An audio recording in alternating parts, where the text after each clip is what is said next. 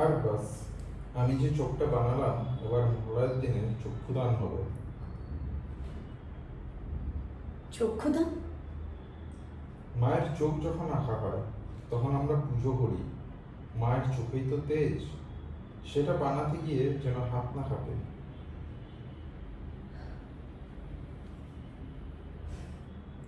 জানেন তো, আমিও কিন্তু আপনারই মতন একজন আর্টিস্ট।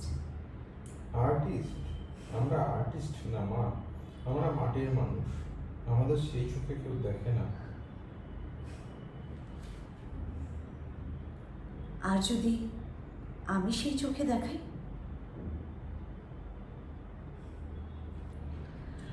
রবি ঠাকুর, নজরুল, অ্যালেন জেন্সবার্গ এরাও কিন্তু একজন গ্রামের পড়াশোনা না জানা কবির থেকে ইন্সপায়ার হয়েছিল। লালন ফকির। ঠিক, কিন্তু আমরা তাদের কাছ থেকে কেন শিখছি যারা শিখেছে? ওয়াই নট তাদের থেকে যারা এতেই জন্মেছে? It's a very fresh idea. মানলাম একজন প্রমাণ পুলিশ ক্রাফটসম্যান, তার থেকে অনেক কিছু শেখার আছে, জানার আছে, কিন্তু আরতি কলেজেরও তো কিছু কায়দা থাকে। হঠাৎ করে এমন একজন ভিজিটিং ফ্যাকাল্টি, কোয়ালিফিকেশন, রিজুমে কিছুটাও একটা দেখাতে হবে। হ্যাঁ, রিজিউম ঠিক আছে, আমি দেখছি।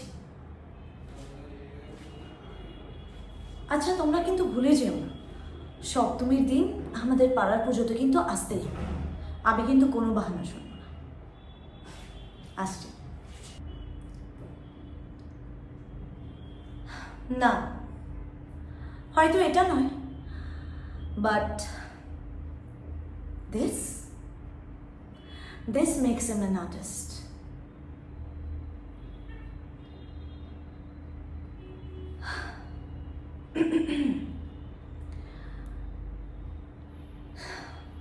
এই যে তোমার দুটো চোখ ছলছল করে উঠল, এটাও রিজিম।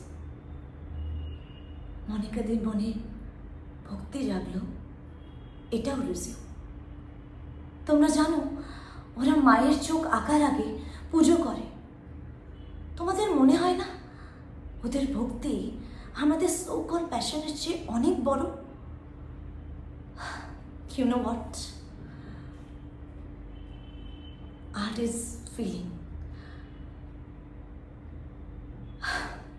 তালে তালে আর কি, মিষ্টি মুখ করা যাক। এই এদিকে আয়। শুভ শারদিয়া। মনিকা দি, শুভ শারদিয়া।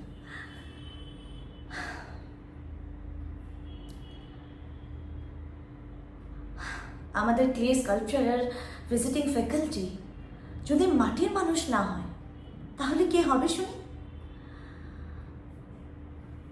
এখন থেকে আমার চোখে তোমাকে দেখবে সবাই, আর জানবে তুমিও একজন শিল্পী, একজন আর্টিস্ট।